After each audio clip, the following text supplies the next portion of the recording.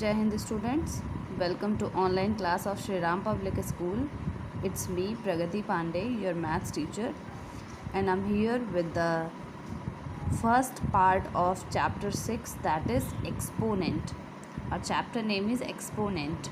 So students, we have already completed our chapter 5, that is operations on rational number, and now we are going to start our next chapter, that is exponent. So first of all we should know that what is exponent. आप देखते होंगे कि maths में आप देखते हैं कि कोई नंबर लिखा हुआ है, मान लीजिए 2 लिखा हुआ है, और उसके ऊपर साइड में कॉर्नर में ऊपर आपको दिखता है कि 2, 3, 4 कुछ ऐसे लिखे होते हैं. मतलब 2 और उसके ऊपर कुछ इस तरह से आप देखेंगे, जैसे 3 है, 3 के यहाँ पे आप देखेंगे कॉर्नर में ऊपर 4 लिखा हुआ है.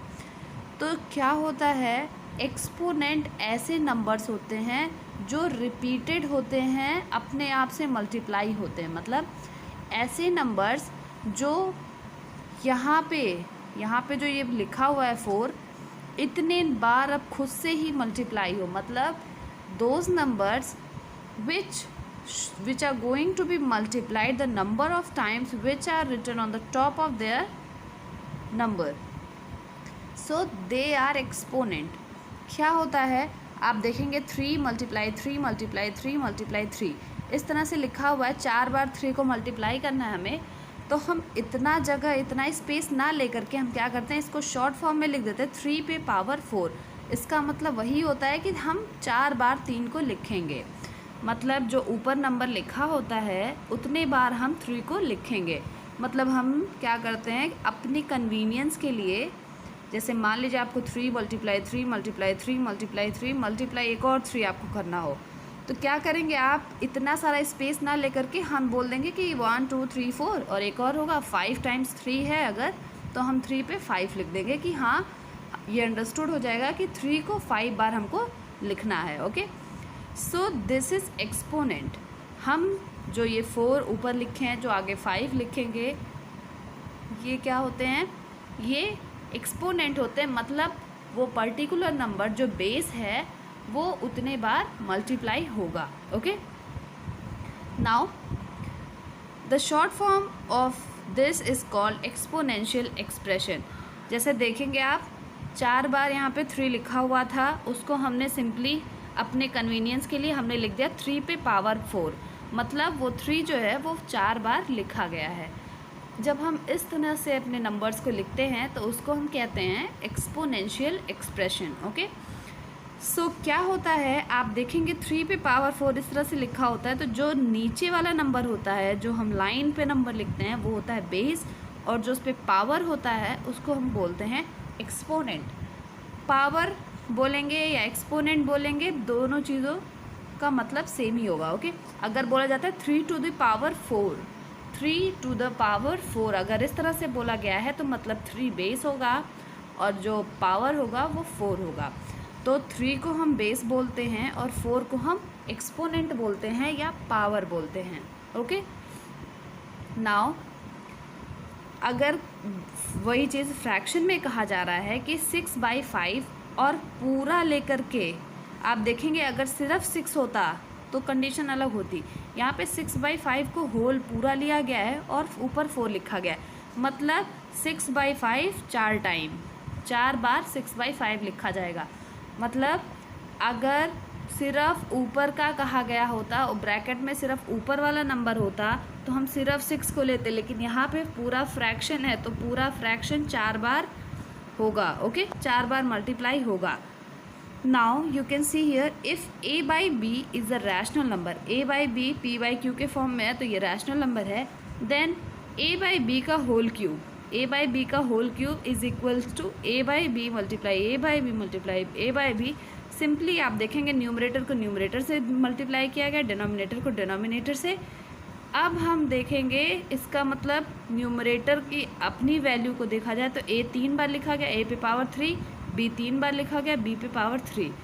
तो हम अपनी कन्वीनियंस के लिए इस फॉर्म में लिख देते हैं. मतलब उसका सेम ही होता है. एक्सपैंड करने पे हमें कुछ ऐसा दिखता है लेकिन मतलब उसका सेम ही होता है. Okay, now you can see here in general we have a पे power ए बाई बी पे होल पावर n है, तो मतलब हो गया कि same power a by b का होल पे n है, तो a पर भी n माना जाएगा और b पर भी n माना जाएगा। मतलब अगर फ्रैक्शन के फॉर्म में नंबर्स दिए गए हैं तो सभी नंबर्स के ऊपर हम सेम पावर मानेंगे। अगर वो इस तरह से ब्रैकेट के फॉर्म में दिया गया, मतलब a बाई बी एक कॉमन ब्रैकेट में है, पावर n है, तो a के लिए भी पावर n ही होगा और b के लिए भी पावर n ही होगा। Okay, so this is the short explanation of the chapter, and now some examples were discussed, so we will move to our exercise so that we can apply the things which we have discussed right now. So let's move to our exercise. Question number 1 देखेंगे, write each of the following in power notation. each of the following in power notation मतलब हमको क्या करना है, इन सबको power के form में लिखना है। आप देखेंगे 6/2, 6/2, 6/2, 6/2, मतलब चारों फ्रैक्शन सेम है, सब में मल्टीप्लाई का साइन है, मतलब एक दूसरे से मल्टीप्लाई हो रहे हैं, लेकिन नंबर्स जो है, फ्रैक्शंस जो हैं वो सेम है, तो सेल्फ मल्टीप्लाइड हो रहे हैं कितने बार, 4 बार। तो अगर हम इसको लिख दें 6/2 होल पावर 4, देखेंगे हमारा क्वेश्चन कुछ इस तरह था। तो क्या है, पहली बात तो सबके बीच में मल्टीप्लाई है, मतलब सेम है। ऊपर से ये जो नंबर्स हैं, ये जो फ्रैक्शंस है, चारों कंडीशन में सेम है, मतलब 6/2 एक फ्रैक्शन है जो अपने आप से 4 बार डिवाइड हो रहा है, मतलब सॉरी मल्टीप्लाई हो रहा है। 6/2 एक फ्रैक्शन, एक कॉमन फ्रैक्शन है जो खुद से 4 टाइम्स मल्टीप्लाई हो रहा है। तो हम सिंपली इसको लिख देंगे कुछ इस तरह 4। ओके, सो 6/2 होल पावर 4 ये होगा हमारा आंसर। अगर फिर से हम आपको इसको एक्सपैंड करेंगे तो 6/2 को हम 4 बार लिखेंगे, 6/2 मल्टीप्लाई 6/2 मल्टीप्लाई 6/2 एंड 6/2, कुछ इस तरह से। Okay, so let's move to the second question. देखेंगे सेकेंड पार्ट, -7/6 -7/6 -7/6, सारे केस में -7/6 ही है और कितने बार है, 1 2 3, तो -7/6 पे पावर 3 आंसर होगा दिस वन, -7/6 पे होल पावर 3। अगर फ्रैक्शन की बात की गई है और ये सेम फ्रैक्शन रिपीटेड है, तो जब हम उसको एक्सपोनेंट के फॉर्म में रखेंगे तो हमारा पूरा फ्रैक्शन लिखाएगा और वो ब्रैकेट में ऐसे होगा और 3 ऊपर होगा। अगर आप लिख देते हैं -7/3 और सिर्फ इसको कर देते हैं आप उसमें ब्रैकेट में, तो इसका मतलब होता है -7 मल्टीप्लाई -7 मल्टीप्लाई -7 अपॉन ओनली 3। तो इसलिए इसको भी आपको सेम ब्रैकेट, कॉमन ब्रैकेट में आपको करना होगा, तभी इसका मतलब इसके लिए और इसके लिए दोनों के लिए होगा। क्लियर।